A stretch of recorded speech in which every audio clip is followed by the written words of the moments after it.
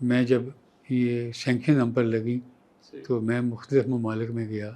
سب سے پہلے سعودی عربیہ گیا اور انہوں نے کہا کہ جی آپ نے ایٹمی دھماکہ کیا ہے، پہلی اسلامی ریاست ہے، تو ہمارا قد اس سے بلند ہوا ہے اور ہم آپ کو مبارکباد دیتے ہیں. اس وقت شافات تھے سربراہ سعودی عرب کے.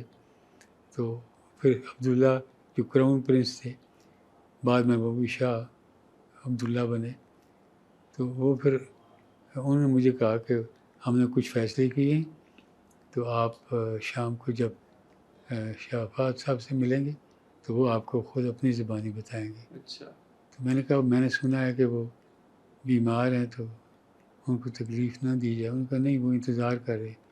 تو میں جب گیا ان کے پاس تو وہ انہوں نے کرسی سے صوفے سے اٹھنے کی کوشش کی، اٹھ نہیں سکے.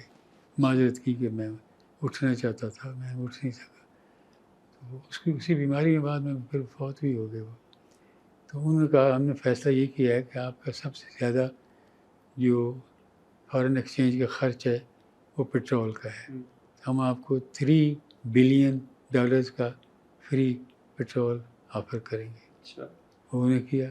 پھر انہوں نے کہا دوسرا خرچہ آپ کا پام آئل کا ہے جو کوکنگ کے لیے کام آتا ہے.